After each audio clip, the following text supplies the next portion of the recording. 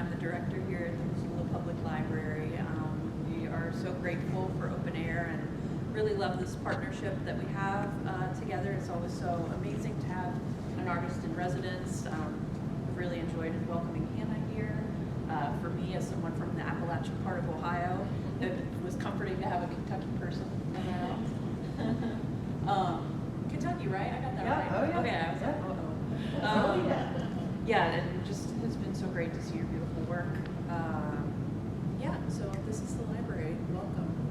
We're glad to have you here and excited to hear this presentation. Thank you, Kelly.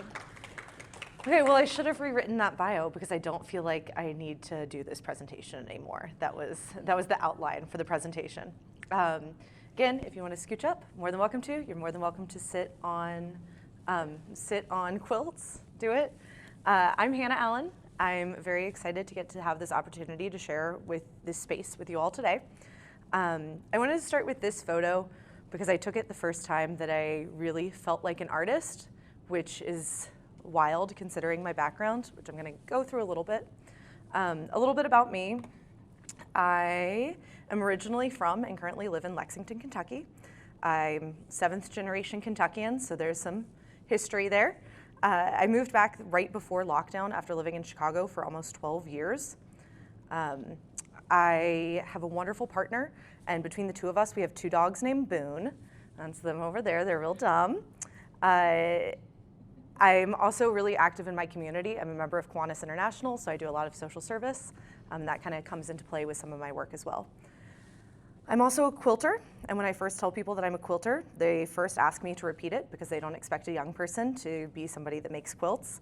And then they inevitably say, oh, my grandmother quilts, which is great. I'm so glad that people have quilts that their grandparents have made them. It's a really incredible personal history to have. But my quilts tend to be a little bit different. I don't actually have any quilts that my grandmother made me. Those 2 quilts on the benches are rescued from estate sales, and then these are mine. But I do have somebody that made a quilt for me that was a grandmother to me. This is Cheryl Williams. She was my nanny growing up from the day that I came home from the hospital until I was 7 years old, and then she went and worked for my cousin. But she raised my brother and I. Our mom worked. And she was from the hills of Kentucky, or eastern Kentucky, up in Appalachia. And she made me this quilt for my birthday when I was 6. I know, it's upside down. And it has my name in it. But she was a hard time quilter. This quilt makes no sense to anybody that knows how quilts function. I don't know how she put it together. But a lot of the pieces, it's either Walmart fabric or the back of some of the applique pieces were shirts from her husband Merle. They were Merle and Cheryl, just to add to the Kentucky-ness of it. But I have slept with that quilt every day, not every day, but most days since I've had it. And I took it to the National Quilt Museum when I was there a couple years ago, because so many quilts deserve to be acknowledged and deserve to be appreciated as art, but unfortunately they're just part of the vernacular and part of our consumption culture. But that quilt was really what inspired me to get re-involved into quilting in 2018. But to understand how I got there, we have to jump back in time a little. So this is baby Hannah. I was a very independent child. To this day, my dad blames my independence on my mom allowing me to dress myself as a kid. So that was fun. I have one school picture that I wish I had that's, I'm wearing a Halloween sweater with like a Santa Claus brooch. I'm not really sure.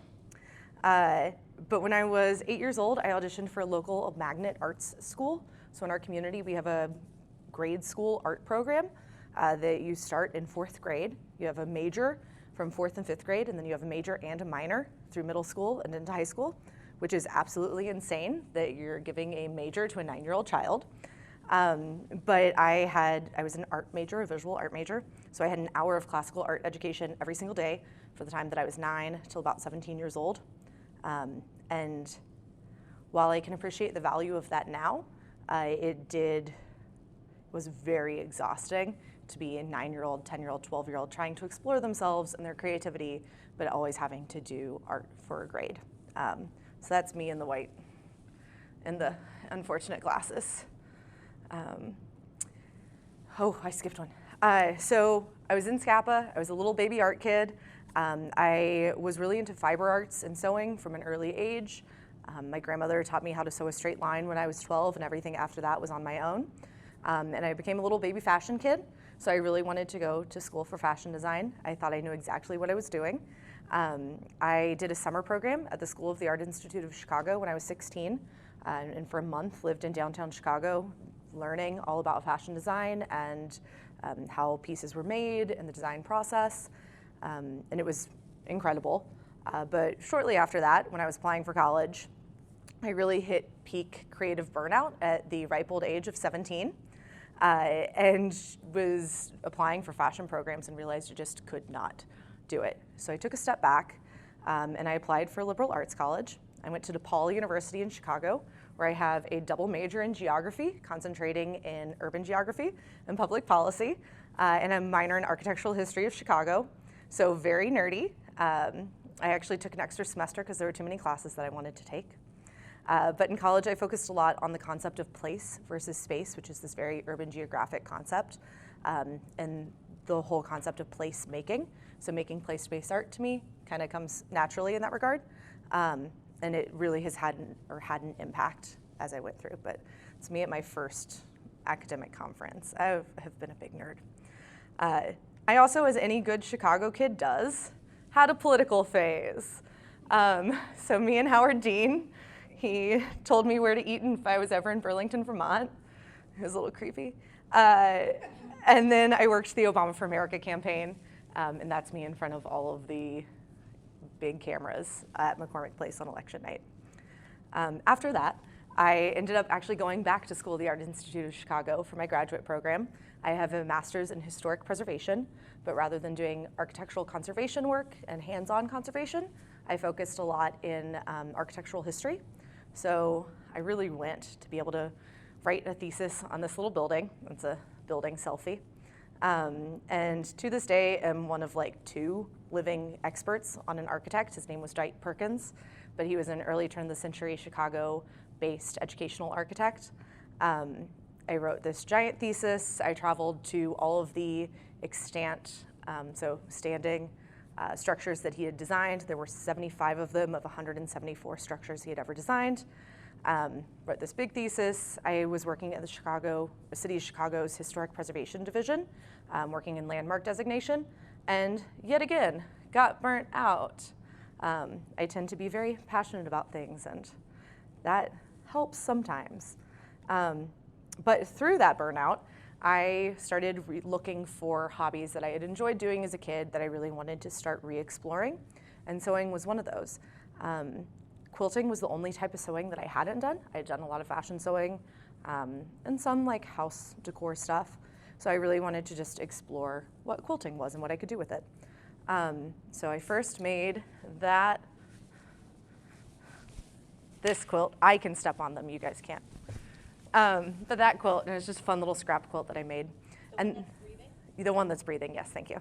Yeah, it is alive. But I was also around that same time, tasked to embroider the Kentucky block for a community quilt project called Rita's Quilt. There's a really great, she calls herself a craftivist, named Shannon Downey, and she goes by Badass Cross Stitch on Instagram. She was at an estate sale, found this big giant Rubbermaid tub of incompleted quilt blocks. The woman had recently died. She was 92, and adopted these quilt blocks and had reached out to her Instagram community to help complete the quilt. So I was able to stitch the Kentucky block. The cardinal is stitched in female cardinal coloring. The majority of the people working on the project were women or women identifying, so I wanted to reflect that. Also, there's a billion states that have the cardinal as their state bird. And then the goldenrod is actually stitched with embroidery floss that I dyed with goldenrod from my farm in Kentucky. So a little something fun. This is us with the quilt top all stitched together. project was definitely bigger than any of the participants had expected it to become.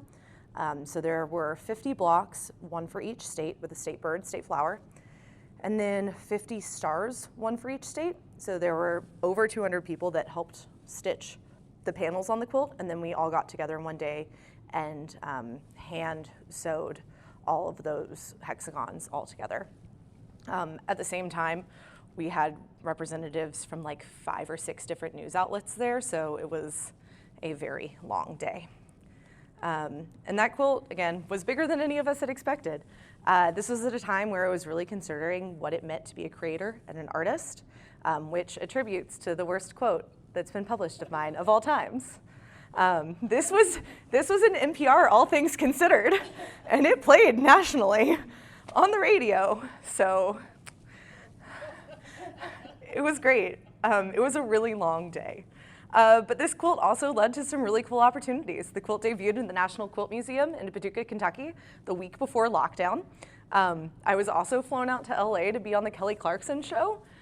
Quilts get you into a lot of weird places. And we debuted this quilt on the Kelly Clarkson show, which was definitely a bizarre experience. But at the opening, there were about 40 of us that all showed up for the debut of this quilt. And we got to meet, we got to hang out. We hadn't met each other previous to that. And this was all, to all of us, it was a really life-changing experience. And from that group, we created an online Zoom weekly, or weekly Zoom of about 12 of us that would get together once a week during lockdown and for like 2 years. And just kind of hang out and stitch and work on our projects.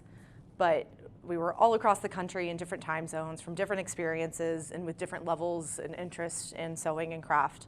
And just the conversations that came out of those meets and the relationships that I made with those women really helped give me the confidence to explore what it means to be a creator and just my creativity as a whole. So at the same time, I made a lot of quilts, and I was just kind of having fun exploring the medium. With my art education background, I never really felt like I was given the opportunity to make art for fun. It was always for a grade, and it was always to be something. There was a expected outcome of the experience. So it was really freeing to just make quilts and have fun and do things for myself for once. At the same time, this is the first piece that I made as art. There was a little group show. We have a really great organization called the Lexington Arts League in my hometown. It's like $3 a month to be a member of, but they do really good shows. And so we were given a white lab coat and then meant to interpret it in our creative style. So this is reutilized medical scrubs that I cut and just patched together in kind of an improv quilting technique, but there's some traditional quilt blocks within there. There's a little 4-leaf clover up there. And so just took the lab coat apart, pieced these scrub segments, and then repieced the entire quilt back together, or the entire lab coat back together, but just with those elements. And then this is the day that I saw it hanging up. This is the day that I really felt like an artist again. To be raised with the title of artist behind your name is such a weird concept because I was 10, 12 years old. But that was really all that I was being taught to be.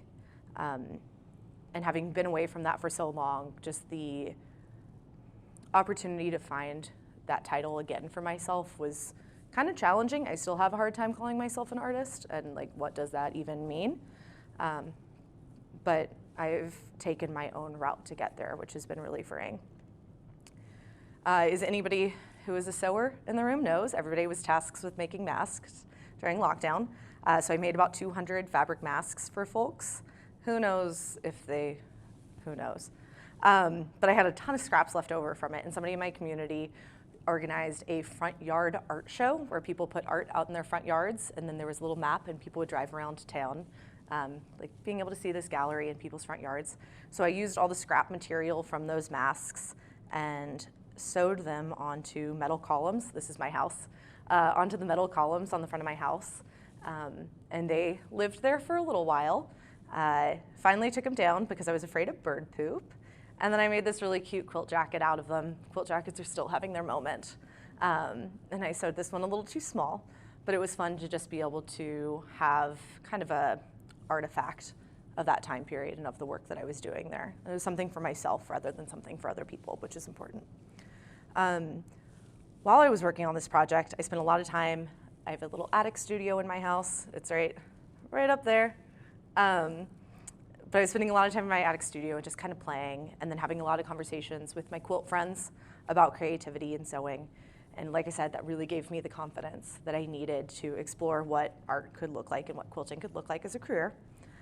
So in May of 2021, I was selected as one of 3 artists for a residence with Lexington-Fayette Urban County Government. My hometown, Lexington, Kentucky, is a consolidated city-county government. So our title is real silly. But I was working with our city's finance department for 13 months making art about the finance department and the services that they provide to our community. There we go. I learned more than anybody could ever want to know about city finances during that time. I don't like that I know as much as I do about it. But I ended the year by holding an exhibit at our city's downtown arts center where I showed 8 quilts, all focused on different elements of city finances that I thought the city and the public should know more about. So I had a pretty in-depth interpretation next to each piece, just because when I told people that I was making quilts about city finances, their first thing was like, what? Because those are 2 pretty disparate entities that you're trying to creatively connect. So this quilt is about the neighborhood matching grant program that our city facilitates. So we have a grant where folks, like different neighborhood associations, can apply for monies for new sidewalks, tree plantings, water retention, playgrounds, something like that, and the city will provide matching amount up to $5,000. So this quilt kind of reflects the structure of our town. In urban planning, there's a concept called the Burgess model, which is how cities are planned. Well, traditional cities were planned, where you have the central financial district in the interior. You have a ring of light residential, green ring, a ring of light industrial, another residential, and this kind of mirrors that concept. Lexington, contextually, Lexington is literally a Burgess model. We have a road that circles downtown that's called New Circle Road. So literally concentric rings. But that's just the amount of information that I really felt like was necessary to kind of interpret the quilt to what I was trying to share information based. The quilt on the left, oh man, you can kind of see it. It's a double wedding ring quilt. It does have a white background, so there's more there. And then the pink panels I dyed doing ice dye technique, but they're meant to represent the chemical composition of naloxone, which is the chemical name of Narcan. Narcan is the brand name. And that quilt was meant to kind of interpret the grants that the city receives from both the state and federal levels for naloxone purchasing. Our public health department has a really great harm reduction clinic, and I wanted to highlight that. Not a lot of people know about it, but 2021 was the highest rate of overdose within our community, and Appalachia obviously has an issue with the opioid crisis. So I really wanted to highlight that. And then the quilt on the right is out of plastic grocery bags. So I gathered a lot of plastic bags and fused them together using an iron. So I took about 3 bags, cut them, made them flat, and then fused them with an iron to make a workable material. It was the worst idea I've ever had in my entire life. Plastic is really slippery and does not like to be sewn through a machine. But I did that in a flying geese pattern, and this quilt was made to kind of reflect garbage collection within our town. We have an urban service fund that constitutes garbage collection, street cleaning, and street light maintenance. And I wanted to highlight those because everybody in town pays for those. If you've ever wondered what a quilt about property taxes looks like, now you know. That's the one on the left. I really wanted to kind of mirror the concept of taxes, and everybody pays a little amount for a large amount of public good. So I have all these little bits of scraps. The bright color is our urban service area, So within our county, we have a specific geographic area that provides urban services to its constituents. So garbage collection, stuff like that. So that's the bright color. The blacks and grays are our county outline, and then the white is just everything else. Lots of bed sheets in that, and then just a lot of scraps. I had some friends send me their scraps too, which was kind of fun to be able to incorporate their work within mine. And then the quilt on the right is small. It's about 24 by 36, and you can kind of see it, but you can kind of see some stitching. But there's some really chunky gray big stitching that marks streets. But this is a map. It's meant to look like a puddle at nighttime. But this is a map area of our downtown. And then all those little white dots demark a location of a street light. So they're all little French knot embroidery stitches. And the color of the thread that I used for those matches the quality of light that those street lights give off. So I had my mom drive me around downtown late at night, and she was not happy. But she contributed to the project, and it turned out really cool. And then the thread for those streetlight knots, I actually dyed using marigolds from our Main Street planters that year. So that was a fun little one. And then I have just a picture of the exhibit that I put up. It was really fun. It was a lot of work. I had never curated a space like that before.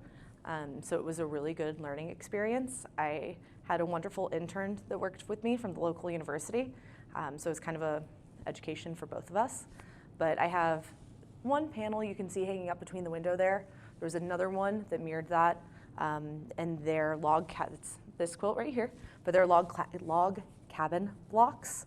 And I did those to discuss emergency housing vouchers within our town, specifically for LGBTQ plus youth.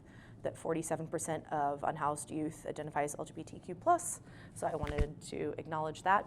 And then the bench is just a thrifted bench that I upholstered in the same material.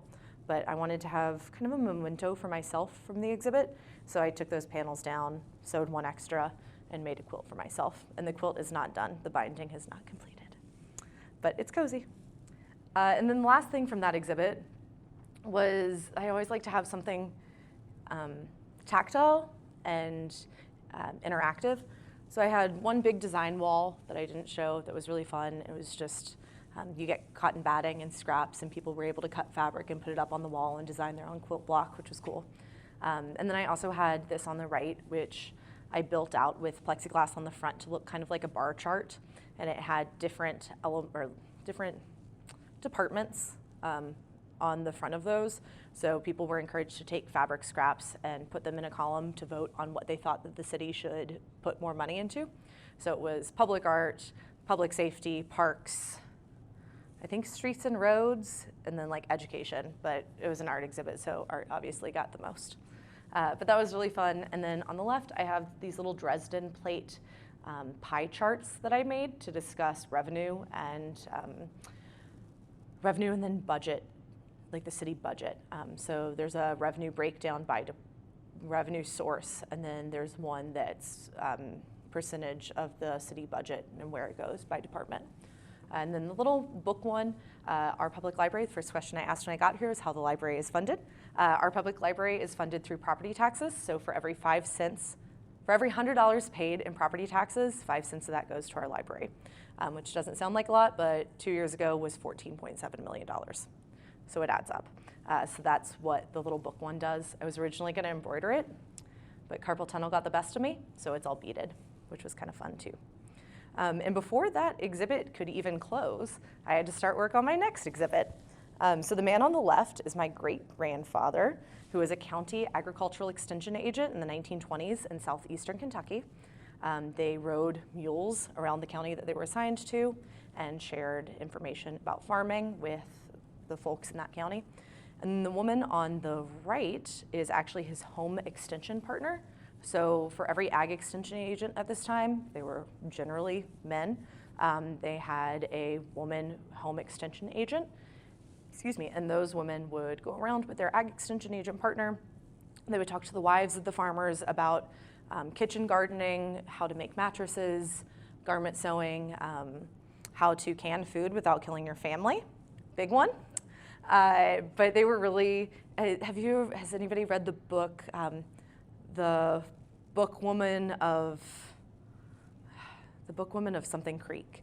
But it's same kind of concept where you'd have these women riding mules around the country at the time, pre-Federal Highway Administration. So, oh God, sorry, I forgot there was music. I really wanted though to document the history of these women and their impact on our state's culture and agriculture. So I started a project where I went to all 120 counties. Kentucky has the third highest number of counties per state in the country. And so I went to all 120 counties with the goal of gathering natural dye plant material from each county. So, Loretta Lynn.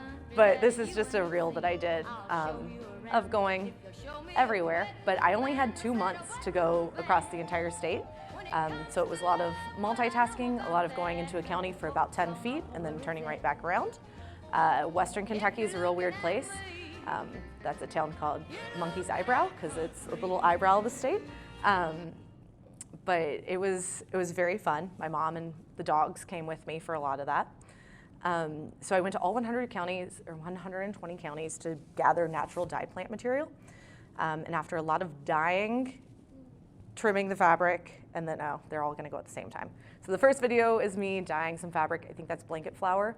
Second video is the elevator lobby in my studio space. My partner helped me lay it all out. And then the last video is the quilt hanging.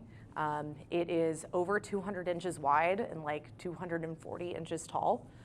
So that room is like 13 feet tall and it did not fit in it without hitting the ground. But there's a block for each county. And it's dyed using plant material that I gathered from that county. And then the size of the block is relative to the area of that county. So up in that, let me see if I can get to it. Up here, that's Pike County. It is the largest county by area. And then one of these two little ones is Robertson County, and it's the smallest by area as well as population. So there's a lot in there. There's a lot of goldenrod. I had to wait till the end of the growing season, so I was a little limited on what I could have as dye material. A lot of sycamore leaves. They give off a really light color. A lot of willow leaves as well. I joke that Dollar General should have funded this project because the majority of these plants came from the back of Dollar General stores, but they're really overgrown and it worked. There's some hickory nuts. I did a walnut vat and then a green pecan hull vat that turned out really cool. That's gonna be the dark browns. There's a little tobacco in here, some roses from a bank parking lot, and then there's coal, which is the gray, but there's a couple blocks that are bright white. In August of, this is 2023, in August of 2022, Eastern Kentucky suffered some really catastrophic flooding just due to drought, the land not being able to absorb stuff, and then just historically taking minerals and resources out of the land. And so there were about 6 counties that were pretty significantly affected. I had done work down in Whitesburg, Kentucky and southeastern Kentucky, helping Apple Shop, which is a really cool Appalachian cultural resource, cleaning out their archives after the flood. And I was like knee deep in mud, hepatitis C shot in my arm, but was looking around and realized that there was like one flower that was still standing after this building had been in like 8 feet of water. And I didn't want to take the one thing that was growing from a community that was otherwise so significantly affected. So the counties that were really struggling after the flood are just recognized by white undyed blocks. I wanted to include them in the quilt, but just acknowledge that they had been affected in some way. So, and I had a really great map and key that I gave out to folks and that I had on the wall as well so people could find their own county. And then, oh gosh, as I was finishing this exhibit up, like 2 weeks after I put the exhibit up, I got a job, which I forgot that I was able to have, or capable of having. And up until I came out here, was running my local public library's makerspace. It was a great job for me. I really love being able to share the creative process with people and helping them actualize an idea that's only ever been in their head. It was really powerful, and it was the perfect opportunity for me to come out here and be artist in residence in the makerspace, the Missoula Public Library. So I feel very at home in the makerspace. There's a couple different machines that I didn't have at my old one, so it's been fun to get to experience new stuff and try to learn things. I still can't get a hold of some bits of technology. My brain can't process it. But it's been really great to be a creator in a makerspace rather than the educator in a makerspace. It's been very freeing. And while there, I did a little workshop a couple weeks ago on the care and keeping of quilts. So I've got a couple of copies of my zine over there that I made for it, just on how to keep a quilt happy throughout its life and bring a little bit of life back to one. And then I've also been, I have music on this too, who knew? I'll mute it. And then I've been playing with some of the technology to kind of bring a little bit of technology into what I'm doing, which is a pretty traditional craft. So I took a pattern on a book that I found, scanned it. Actually, Joshua helped me because I wouldn't have been able to do this. Scanned it and then used scrap acrylic in the makerspace to make cutting templates out of. And I'm currently working on a quilt for the group show at the ZAC in January. Little plug. Based around the concept of clouds. I know it's a little silly because big sky country, it's a little predictable. But I really have been enjoying watching the clouds since being out here. So I was able to borrow a time-lapse camera from MCAT downstairs and do some time-lapse images of road trips since I've been out here, but also of the sky that's just in our backyard. And it's kind of contributed to this quilt that I'm working on right now. So it's not going to be a traditional quilt. It's not a quilt you put on your bed. It's not going to be rectangular. It's going to be in the shape of a cloud. And then this is just one side of it. The other side is going to be pinks and lavenders and corals. But this is all thrifted fabric. There's some bed sheets in there. There's a little bit of quilting cotton, but there's a lot of linens too. There's some tablecloths, there's napkins, pillowcases, some weird stuff. There's hankies, but just kind of discussing the light. So when you see a quilt, it's usually on a bed or on a wall, but when you're not using it, it's folded up in a closet, but you're not utilizing it when it's folded up in a closet. So I kind of wanted to conceptualize what a quilt would look like if it's meant to be viewed as folded. So I'm in that conceptualization period right now, trying to figure out if I can make that work.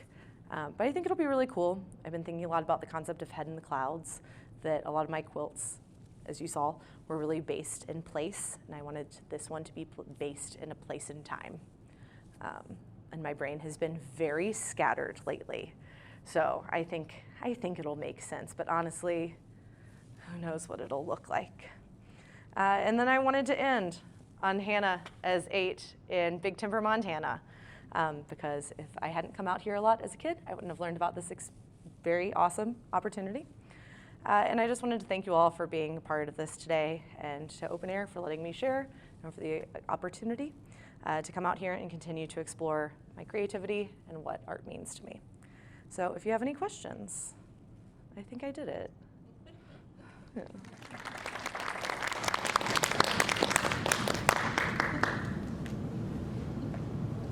Yes.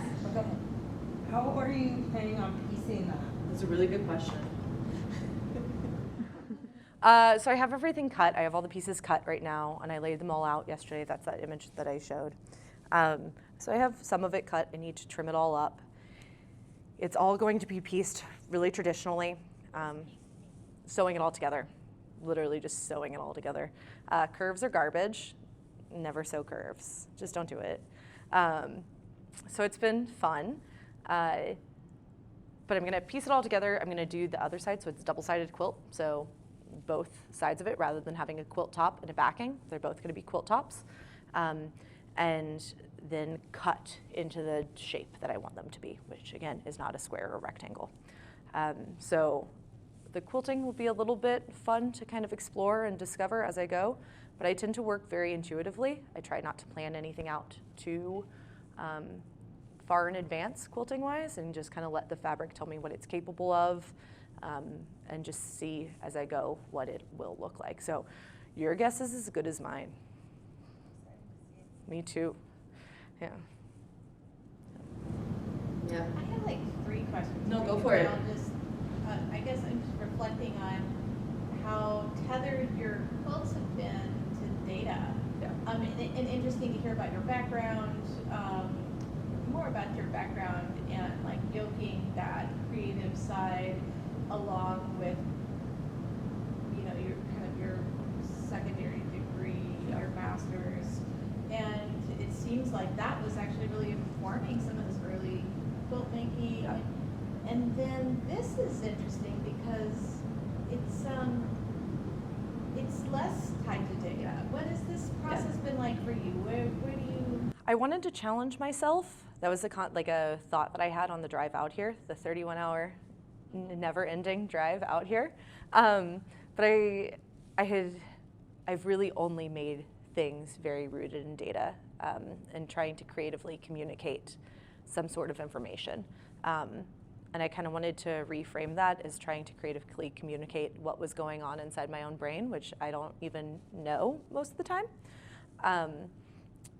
But I am a researcher. I love research. Research is fun. It's a treasure hunt in real life.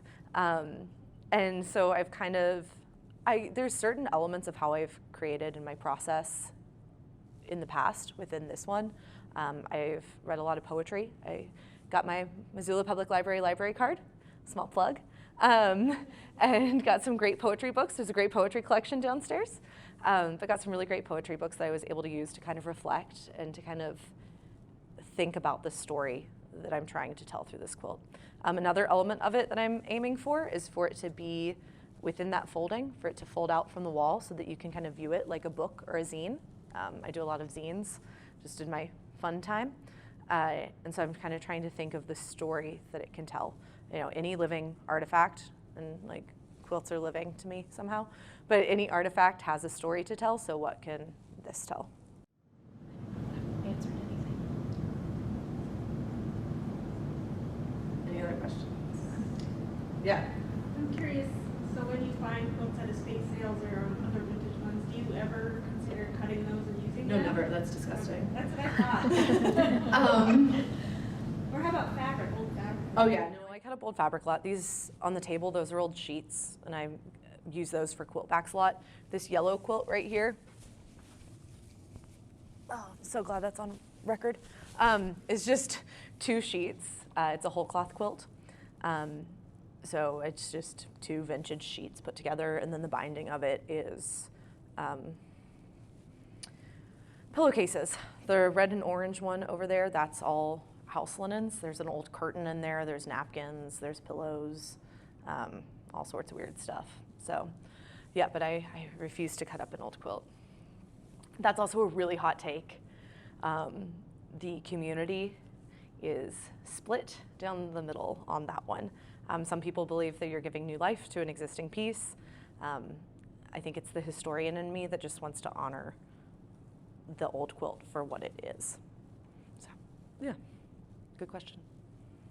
Yeah, Rocky.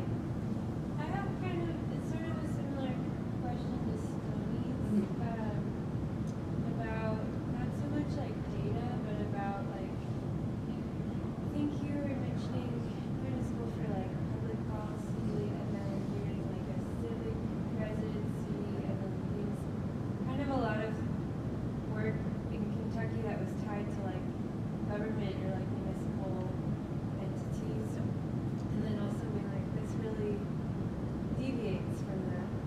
And I'm curious if in your plans now, going back to Kentucky, continuing to make work, if that deviation is like your new trajectory, or if like that kind of, if for you making work that's like tied to place in Kentucky feels like intrinsically tied to like counties and like kind of like government structure, is that is like Yeah.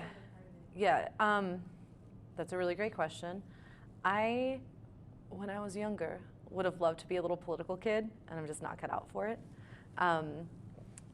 But I think because I was gone, I left home when I was 16 and came back to Kentucky when I was like 2 months shy of 30. So I was gone for a really long time. And I have that family history of being there. And so I think at the beginning it was really part of how I connected to my community and like relearning about this place that I was from that I had no like physical connection to, just an emotional connection to.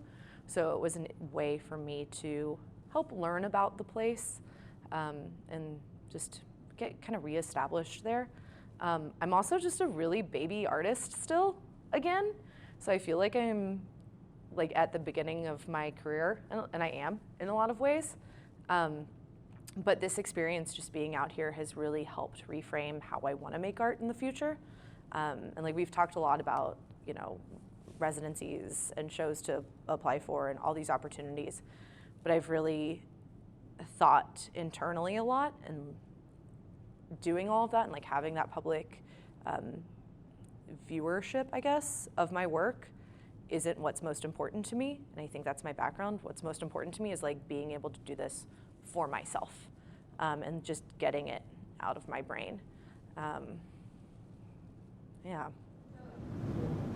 Yeah, go for it. Like, what's feeling like you're gonna go back and make another quilt after this one? Well, I'm gonna finish this. I have some baby quilts to make because people are having babies, which is gross. And then I just kind of like, I try not to plan too far.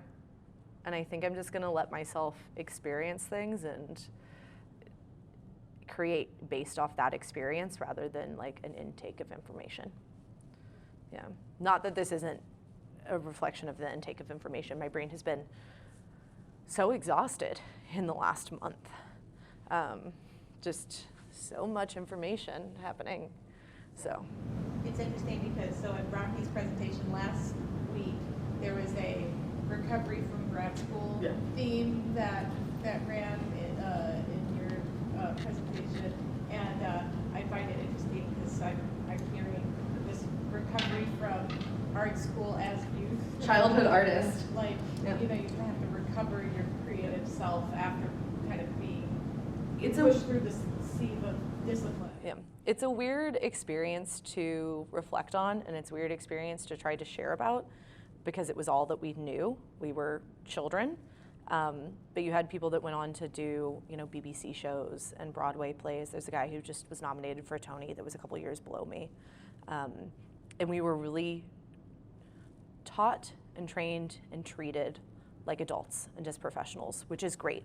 Like I was very involved as a child and enthusiastic, and I knew what I wanted to do. I had a business, and I was a designer, and I had all these goals, and I was going to accomplish them, and I did accomplish a lot of them. But we were just taught to take ourselves so seriously that you don't have to take yourself seriously to make art. You can just do it because you enjoy doing it. And we weren't taught like that.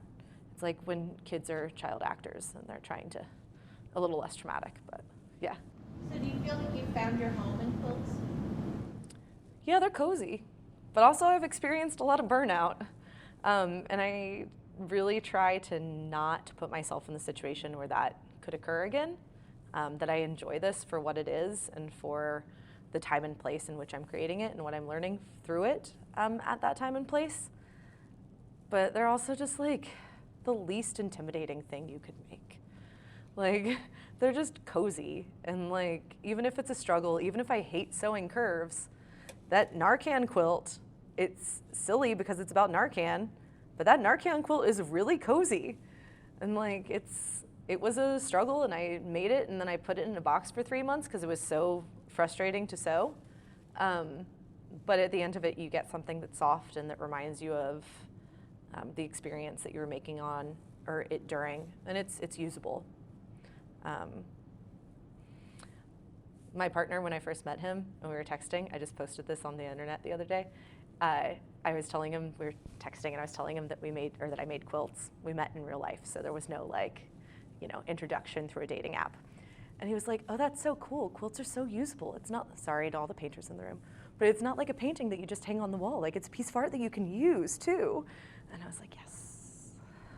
So I hit the jackpot on that one. Yeah. Yep. Kelly? Yeah, I'm really moved by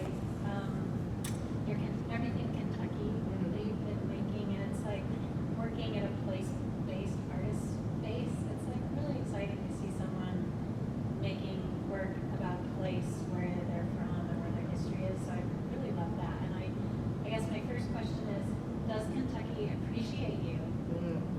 Because I feel like you're doing like really valuable work for your. I'm still a baby. Like I'm still introducing myself to the community, or reintroducing myself to the community in a lot of ways. I had really great feedback. I had a little guest book in my city exhibit, and had really great feedback from that, and really good feedback from my county's one as well, and had some folks from the the university's College of Agriculture come through to be able to see that because it's on their history. But I feel like my Kentucky work is just as much about me learning about the place as what I'm giving back to it. It's also a place that isn't necessarily appreciated by the rest of the country, and is a very problematic place to be from. But being able to share like some of the joy from it, and like quilting is an Appalachian cultural tradition. Like quilting is as rooted in the state as KFC is. So there's a lot to be shared just through that medium. And the best, again, with Narcan, the best part about quilting is that like nobody's intimidated by a quilt. Like you can share the most aggressive information through a quilt, and somebody will be like, oh, that's nice. Because like, how are you gonna be intimidated by a quilt? Like your grandma made it. You know, it's the same medium, it's the same concept, and like translation of information, just cuddly. Yeah, but maybe they respect me. I don't know, Kentucky hasn't told me yet. Yeah. On track to be like their living national treasure. We'll see. Anything else? I'll talk about quilts all day, so. But if you haven't quilted, quilt. It's really easy, I promise. It's really easy. Can I say one more thing? Yeah, go for it. I'm sorry, I was. No, don't apologize. That piece that you hand dyed, the relationship of that to the way that the light was coming through the back window was just like a cathedral moment, which I don't know if that's a technical term. I just kind of made it up, but it reminded me of like standing in front of a stained glass window at in a cathedral. Or something. So you can see it in that video on the right, but there's these leaded paned diamond windows in the back, and this isn't a historic house. The Arts League is, and there's a marble fireplace. It's this big, wide wood plank floors. There's bookshelves up. So you don't see it in this, but I kind of curated that space. But I did not quilt it on purpose. One, because it'd be too heavy and it would bring the ceiling down. Two, because you can't get fabric that wide, and I didn't want there to be any lines through it, but I really wanted that transparency and the lightness and the airiness to it. There's some quilting traditions that are just a quilt top like that. But I mainly just wanted it to be able to move. Considering your background in the architectural aspect of things, it's really super. There's one of those images you had where the panes of the windows are really visible, and it just kind of like zinged. That's really good. Yeah. That's beautiful. Um, I like that. Yeah, I tried to consider the space with this. Obviously, I didn't do a good job if I made it that long. But if you notice up at the top with the lights, I wouldn't have been able to make it any wider. At that point, I wasn't thinking that well. I love that it's on the floor. Yeah. I didn't know this isn't a critique of your work. No, thank you. It actually worked out really well until the opening night when an old man walked over the corner of it, just like completely oblivious. Yeah, but that's, again, it's an artifact that's part of the history of it. It's currently in a Tupperware container in my dining room because I don't know where to hang this thing. Yeah, but it was just a really cool experience. It was an idea that I had had for a few years, and this space gives artists the opportunity once a year to apply for an exhibit. You have to have a exhibition plan, but it's pretty basic, so you can change your mind up until the last minute, which is nice. But I had this piece. I had a whole bookshelf with dye material and jars on it to kind of curate the space. That picture of my great-grandfather and his partner, they were hanging above the fireplace. I had a couple embroidery panels and then a saddle pad and harness that I did, a mule harness that was all quilted out of the same material. It's real weird. And then there's a little side annex room, and in there I had the headshot that's used for all the promo for this. I had a wall of quilts hanging up on pegs that were all old family quilts. There were 2 rocking chairs, and then I was showing a film from Apple Shop, this group out of Appalachia. And it's from 1967 on Appalachian quilting traditions. It's called Quilting Women. It's on the internet. But you were encouraged to take a quilt and sit in a rocking chair and watch this film. I did have to put subtitles on it because their accents are real strong. Yeah. But it was cool to get to share the modern as well as traditional concepts and like uses of quilting. Yeah. This is just the last, like a comment. If this is what baby work looks like, I'm excited to see what happens when you feel like you've matured into your medium. And I also would just encourage you to lean into the incredible skill and like how informed your practice already is, even if it feels like you're not fully settled in it. Like you're, this stuff is incredible, and you've got a really interesting way that you're looking at it. And this makes me think about just an insatiable curiosity of how the world operates and like the way your mind is piecing things together. It's really fascinating. So I hope you're pleased with what you're sharing, because it's really, really interesting. Thanks. It's mainly a necessity for me, that like creating stuff, and I think most artists can feel this way. It's a necessity just to get it out of my brain because there's only so much room. And I just have these thoughts flowing around constantly, and it's like putting pen to paper. It's just not pen and paper, it's fabric. But yeah, I'm excited for what's next. I have some good ideas, yeah. I have a prediction. Oh no. I mean, I know Kelly Clarkson already got a hold of you, which fits. I think Reese Witherspoon's gonna get a hold of you. Who knows a producer? She's got a lot of energy, right? She reads a book a day. She's got a lot of energy. Yeah? I agree. All right. Hey, you two. Kelly Clarkson. She's also like elevating women. Yeah. A lot. Yeah. Well, it's okay. I'll go on a little bit of a soapbox. It's tough with quilting. Quilting is traditionally seen as a craft, not an art. And I just have to remind myself that anybody can be an artist. Anything that you make can be considered art with the right lens. But there's kind of 2 main trajectories, actually 3 main trajectories that modern and young quilters go. There's quilt pattern making, and people make patterns for other people to follow, and they make some really beautiful work, but that's kind of where the money is. There's quilting adjacent products, so people are making like quilt rulers or, you know, cutesy things that people buy that are also into quilting. And then there's art quilters, and those are really separate. It's also traditionally a little bit older than the other elements of quilting. So I've been for a while I was really concerned about like what my role, like where I fit into all that, and then I realized I didn't have to fit into any of it. And the quilts that I make as art are very different than what you see as art quilts when you Google it. They're very traditional, they're small piece, they're a lot of applique. I do traditional piecing. So it really just depends. You can also do a really simple thing and it can still be just as informational, so. We'll see. Yeah, well, thank you all. If there's no more questions, yay!